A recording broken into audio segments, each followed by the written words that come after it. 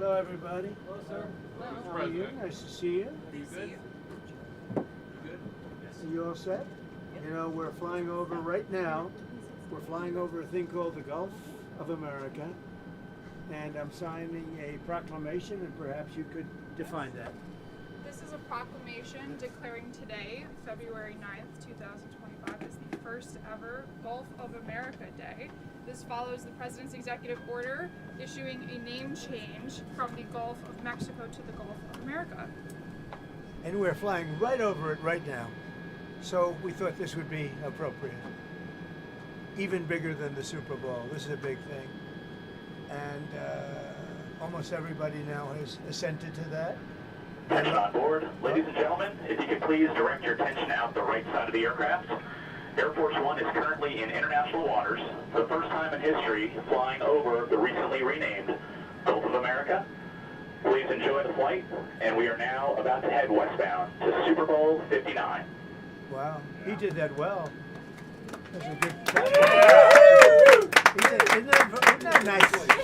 You know, what about make America great again, right? That's what we care about. Okay, here we go.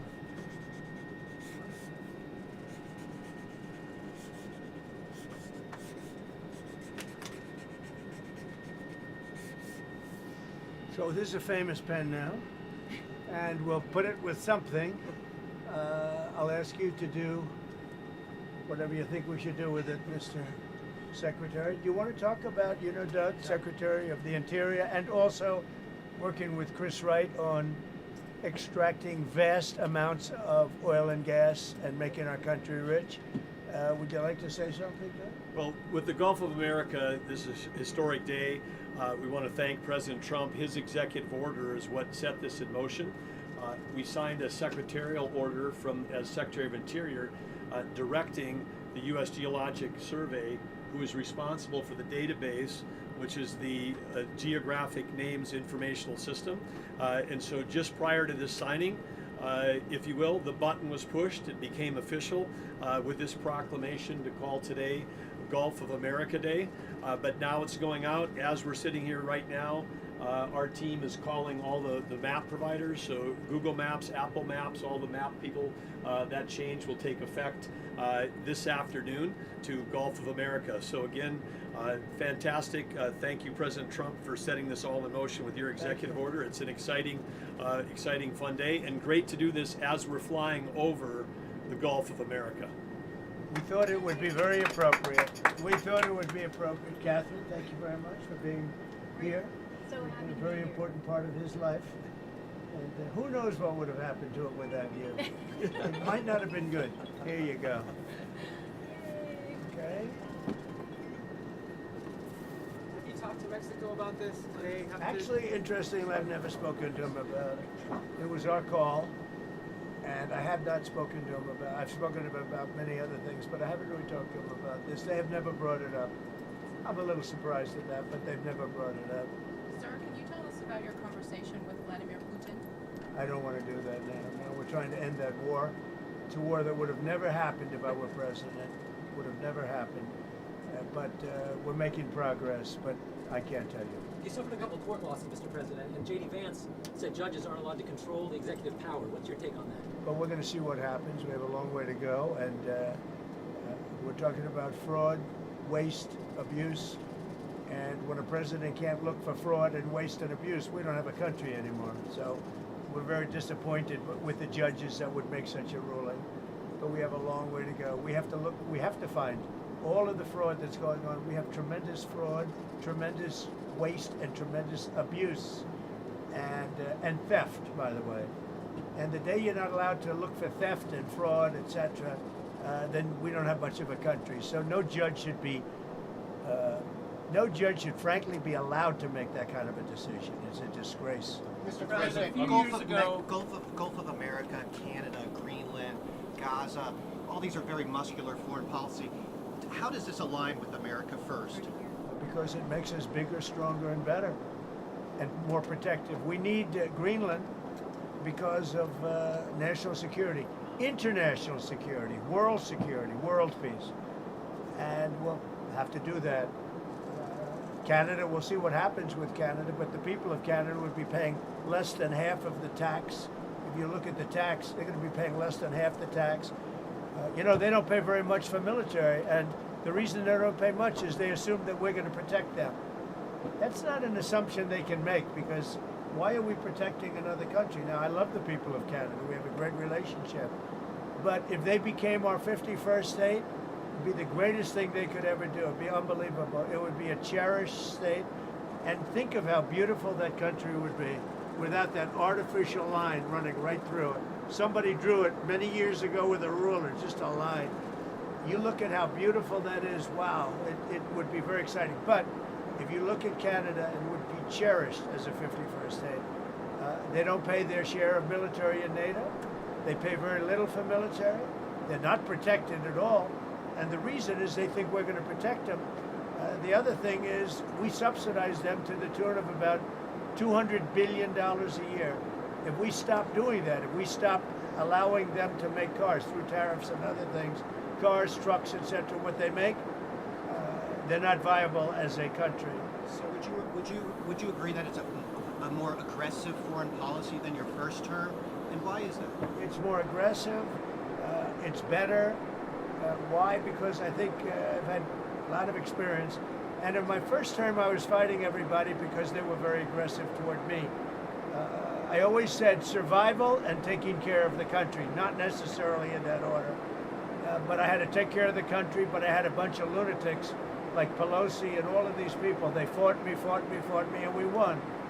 And, you know, I had a lot of other things that were going on there. This time it's much more, they've lost their confidence. I think they've lost the respect of the American people with, you know, men participating in women's sports, with open borders, with transgender for everybody, for all the things that they're doing is so bad. When you allow people to empty their jails into your country with prisoners, killers, their mental institutions and insane asylums into our country, this is what they're doing. When you allow gang members from Venezuela, but many other countries coming into our country, we're getting them all out now. They've lost their credibility, but they've also lost their confidence. So I have more time to do what I want to do. So we're making our country larger. We're making our country stronger. And in the case of Canada, if this should happen, I don't know how they can do it without us, because without the U.S., Canada really doesn't have a country. They do almost all of their business with us. And if we say we want our cars to be made in Detroit, with a stroke of a pen, I can do that. And other things in addition to that would not allow Canada to be a viable country. Mr. President, you said you You're didn't going to want honor first responders today, but you pardoned hundreds of people who assaulted first responders. Why did you do that? Who? You are going to meet with first responders today, but you pardoned people who assaulted first responders. I pardoned people that were assaulted themselves. They were assaulted by our government. I pardoned J6 people who were assaulted by our government. That's who assaulted, and they were treated unfairly. There's never been a group of people in this country, outside of maybe one instance that I can think of, but I won't get into it, that were treated more horribly than the people of J6. So, no, I didn't assault. They didn't assault. They were assaulted. And what I did was a great thing for humanity. They were treated very, very unfairly. There's never been an incident like this. Two foreign policy questions. On Putin again, you realize if you don't clarify that, everyone's going to assume you're talking to President Putin regularly. Are you? So is it? It makes sense. Well, I don't want to talk about it. And if we are talking, I don't want to tell you about the conversation. It's too early. But I do believe we're making progress. We want to stop the Ukraine-Russia war. And I want to stop it just because I hate to see all these young people being killed. The soldiers are being killed by the hundreds of thousands. So you're starting to put together a plan for like a peace formula or for some sort of resolution? We're talking to both sides. Okay. And then on Japan, are you okay with having a foreign country having a controlling interest in a U.S. steel company? Well, let's look at this. When I came here, they were going to buy it, and Biden was going to approve it. All of a sudden, Biden didn't because he heard I wasn't going to. I don't want U.S. steel being owned by a foreign country. Interest is they can have they don't have a controlling. They have an investment. All they're going to have is an investment. Will it be a joint I don't venture? mind an investment in a company, but especially U.S. Steel. U.S. Steel for 15 years was the greatest company in the world, the greatest #1 company in the world, and I'm not going to let another country buy it. We had a great meeting on that, but they are allowed to invest in it, and that's different. Mr. President, on tariffs, sir, you talked about reciprocal tariffs coming in this week. Can you tell us a little bit more about that? And are you announcing a plan for it this week, or will I'll be the tariffs announcing. themselves kick in this week? I'll be announcing probably Tuesday or Wednesday at a news conference reciprocal tariffs, and very simply, it's if they charge us, we charge them. That's all. When is it going to affect, sir? Almost immediately, but I'll be announcing the details of it, highly detailed, and it'll be great for everybody, including the other countries. But if they are charging us 130% and we're charging them nothing, it's not going to stay that way. This is on every country? Every country will be reciprocal in this way. Mr. President, can you confirm that It won't affect everybody because there's somewhere we have similar tariffs. But the ones that are taking advantage of the United States, we're going to have it's reciprocity, it's reciprocal. We're going to have a reciprocal tariff. But we'll have a news conference Tuesday or Wednesday. And just on the steel question, just so I understand We'll you also be correctly. announcing steel tariffs on Monday. On this tomorrow? Monday, yeah, tomorrow. What countries will those go on? Everybody, steel. Including Canada and Mexico? Yeah, Not exempt? any steel coming into the United States is going to have a 25% tariff. What about aluminum, sir? Aluminum too. 10%? No, 25%. 25 for aluminum? 25 for both. And on steel, sir, are you ruling out then Nippon Steel having a 51% stake or higher? They won't have a majority stake? Nobody can have a majority stake for U.S. Steel. They can for other companies, but not for U.S. Steel. I think you agree with that, Doug. Right? U.S. Steel was one of our great companies, and through a lot of stupidity and bad government and also bad management of the company, it lost that luster. But it's going to gain it back, and tariffs are going to help. Tariffs are going to make it very successful again. And I think it has good management now, too. Yeah. Sorry, may I ask one, please? Can you tell me, can you confirm that you'll be meeting with MBS and Sisi of Egypt soon? Will that be at the White House, or are you going to speak Well, to I'll them? be meeting with all of them numerous times, by the way, but I'll be meeting with all of them. And yeah, I think that it's a big mistake to allow people, the Palestinians or the people living in Gaza, to go back yet another time. And we don't want Hamas going back. And think of it as a big real estate site. And the United States is going to own it and will slowly, very slowly, we're in no rush, develop it. We're going to bring stability to the Middle East, to a totally war-torn part of the Middle East. A part of the Middle East that has caused tremendous problem, the Gaza Strip. And we'll own it. It's totally demolished right now. It's a demolition site. It'll be reclaimed. It'll be leveled out, fixed up. There won't be anybody there. Hamas won't be there. We'll be building through other of the very rich countries in the Middle East. They'll be building some beautiful sites for the people, for the Palestinians to live in. They'll be living in harmony and peace probably for the first time in hundreds of years. And just to clarify, I know you don't want to tell us about your conversation with President Putin, but can you clarify whether you had that since you've been in office, or whether it happened before you became president? I've had it. Let's just say I've had it. As And president, I expect to have many more conversations. We have to get that war ended. It's going to end, and we have to get it ended. And we have to get it ended. So should have never happened. Would have never happened if I was president. Mr. President, a couple of years ago, your vice president suggested that if the Supreme Court rules in a way you don't like, just let them enforce it. Do you agree with that? Say the last part. The vice president suggested that if the Supreme Court rules in a way that you don't like, they can just enforce it by themselves. Do you agree with that? I don't know even what you're talking about. Neither do you. Who are you with? HuffPost, sir. Who? HuffPost. Oh, no wonder. I thought they died. Are they still around? I haven't read them in years. I thought they died. All right, go ahead. Who else? On security clearances, you've been yanking a lot of them. Why does it make the country safer to take away the AG's security clearance? And is that a form of retribution? Which If is there's somebody, no. If there are people that we don't respect, if there are people that we thought that were breaking the law came very close to it in previous years. We do it, and we've done it with some people. We've done it with Biden himself. We think our country is not as safe if you gave him clearance. We don't think he knows what he's doing. And what he's done to this country is a disgrace. And what he's done in terms of allowing criminals, murderers, drug lords into our country, people from mental institutions into our country, he should be ashamed of himself. Is that a legally valid reason? On deportations, there's been some reporting that you've been upset that there haven't been more deportations. Can you clarify that? I think they're doing an incredible job. It's very tough. Deportations, finding murderers is not easy. Some of them are actually very smart.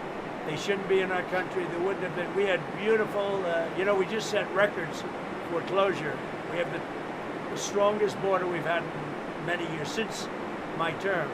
But even for many years, decades before that. They're doing an amazing job. I think Tom Homan's doing an amazing job. Kristi Noem's doing an amazing job. But it's not easy finding murderers who know they're being looked for. But we're sending out thousands of people. We're getting rid of thousands of criminals from our country. So, do you expect to meet him in person anytime? Putin. Do you anticipate meeting with him in person? I imagine I would be meeting with Putin, yes, at the right time. I think at the right time, at the appropriate time. Mr. President, back on Gaza, the White House press secretary told us last week that you're committed to rebuilding Gaza. Steve Witkoff said that process would take 10 to 15 years. Does your commitment to rebuilding Gaza extend beyond your time in office? I'm committed to buying and owning Gaza. As far as us rebuilding it, we may give it to other states in the Middle East to build sections of it. Other people may do it through our auspices. But we're committed to owning it, taking it, and making sure that Hamas doesn't move back. There's nothing to move back into. The place is a demolition site. It'll be, the remainder will be demolished. Everything's demolished. I mean, you can't live in those buildings right now. They're very unsafe. But we'll make it into a very good site for future development by somebody. We'll let other countries develop parts of it. It'll be beautiful. People can come from all over the world and live there. But we're going to take care of the Palestinians. We're going to make sure they live beautifully and in harmony and in peace, and that they're not murdered. This has been the most dangerous site anywhere in the world to live in. Hamas has been a disaster. And by the way, I have to tell you that I watched the hostages come back today, and they look like Holocaust survivors. They were in horrible condition. They were emaciated. It looked like many years ago, the Holocaust survivors. And I don't know how much longer we can take that. When I watch that, I know we have a deal where we're supposed to they dribble in and keep dribbling in, but they are in really bad shape. They have been treated brutally, horribly. Even the ones that came out earlier, they were in a little bit better shape, but mentally they were treated so badly. Who could take that? At some point, we're going to lose our patience. When I see that scene that I saw today with people coming out of helicopters and airplanes that are emaciated, that look like they haven't had a meal in a month, no reason for that. And I don't know how much longer we can take it. Do you mean you want to recast the I don't hostage know how deal? long we can take it. When I watch people that were healthy people a reasonably short number of years ago, and you look at them today, they look like they've aged 25 years. They literally look like the old pictures of Holocaust survivors. The same thing. I mean, the same thing. And I don't know how long we're going to take that. Mr. President, have you gotten some advancement in your proposals for some of the Gulf or Arab nations to take some of the Palestinian people? And if not, what do you think the reason is for their hesitance? Is there some very honest reason that they've even told you privately, or that you think why they're hesitant to take the Palestinian people? Why are they hesitant to take them? Because they never spoke to me. They spoke to other people. They didn't speak to me. When they speak to me, they're going to take them. Is it because they not allow them to return to Gaza? Is that part of it? They don't want to return to Gaza. If we could give them a home in a safer area, the only reason they're talking about returning to Gaza is they don't have an alternative. When they have an alternative, they don't want to return to Gaza. If they had a home that was safe, where you don't have Hamas threatening them, killing them, torturing them, they'd rather not return to Gaza. But right now, Gaza is the only alternative. As far as the other regions, the only reason they maybe don't act enthusiastic is they haven't talked to me. They talk to other people, but not to me. When they talk to me, they'll be enthusiastic. And then on spending, you found some maybe questionable expenditures, or Elon Musk has found them? Some questionable. The whole country looks like it's a fraud. It's fraud, waste, abuse, but it's a tremendous fraud. And what Elon and his group of geniuses have found is unbelievable. It's unbelievable. And that's just in US AID. Soon we're going into education. You'll find the same thing but bigger. Soon we're going into the military, and you're going to find a lot of bad things happening there. You'll find it because our government has not functioned properly for many, many years, and we're going to make it function properly. We're even looking at treasuries. There could be a problem. You've been reading about that with treasuries. And that could be an interesting problem because it could be that a lot of those things don't count. In other words, that some of that stuff that we're finding is very fraudulent. Therefore, maybe we have less debt than we thought of. Think of that. So a lot of things are happening, but Elon's doing an excellent job. We started with 12 guys with high IQs, and now we have 100 guys with very high IQs. Do you think Congress has failed to do their oversight, or do you think your first administration, some of your cabinet agencies failed to do I think everybody failed. I think everybody failed. You just put out why does Elon's financial disclosure remain secret? Because nobody's looking at that. We're looking at all the corruption that's taken place. I mean, his financial disclosure is largely the number of shares that he's got in very public companies, and that's not secret at all. If you read that, you'll see a lot. I mean, he talks about his whole thing. I read one where it really gave a very good history of him, but basically it's a number of shares times a certain stock price. So why is that not public? It is public. All you have to do is read it. So on USAID, sir, what is kind of like the message to countries that depend on humanitarian aid distributed through USAID? What is your message to those countries, sir? The ones that have been, the few that have been legitimate in terms of getting legitimate money, will probably put it through the State Department. It'll be handled by Marco Rubio, highly respected man, Secretary of State. There's no reason for USAID, when you look at the politicians that have been in there sucking the blood out of it, when you look at all of the fake deals, I mean, look, all you have to do is get a list of all of the things you can see by the heading. It's fake, it's fraudulent, it's probably kickbacks, where they send the money and then it gets kicked back to the person that sent it. So the ones that are good, and there are not many of them, but the ones that are good, and there are some, will probably have that be handled by Marco Rubio in the State Department. Will they take on some of the USAID workers? They could, if they like. Will it still be called USAID, Mr. President, or will it not? I don't know that it's going to exist. Why would you need it? The State Department can take care of it. Do you think the amount of spending on foreign aid will decrease also? Or just the number of employees? It should decrease, yeah. I hope it decreases. Yeah, by how much? When we have $36 trillion in debt, and we're taking care of countries that are very rich and sending aid to countries, in some cases, that are rich, in some cases, they're not rich. But no, it should very much decrease. Mr. President, But it won't be the scams that you've seen. No, another clip that NIH put out a memo on Friday night. It's going to cut $4 billion from the percentage that they pay to universities and public colleges and all those seats, not foreign countries. $4 billion. Is that okay to take off the top? Sure. It could be okay. I mean, you have to look at the universities. Some are legit. You could also say, why are we giving money to Harvard when it's got a $50 billion endowment? $50 billion. And yet they don't use that endowment to help their students. This is for research like biomedical research and whatnot. That's fine. Look, we want to take care of research. We want to do a lot of things. But when you look at the USAID and you look at all the things and all the scams that was with, I don't have to go through it now, but I'll get you a little list, and you'll see one after another. There were very few legitimate. It was the opposite. Usually you find something wrong, like 1 out of 100, but this is the opposite. Here almost everything was wrong. You find very few that were good, but there were some that were good. That'll be handled by the State Department, I assume. That's not final yet, but I think the best would be Marco Rubio at the State Department. 1 or 2 more. Are you spending too much on launch services? Is the Pentagon spending too much for launch services to space?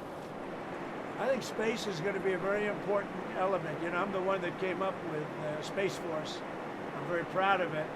Biden tried to get out of it, and he was really rebuked by the military.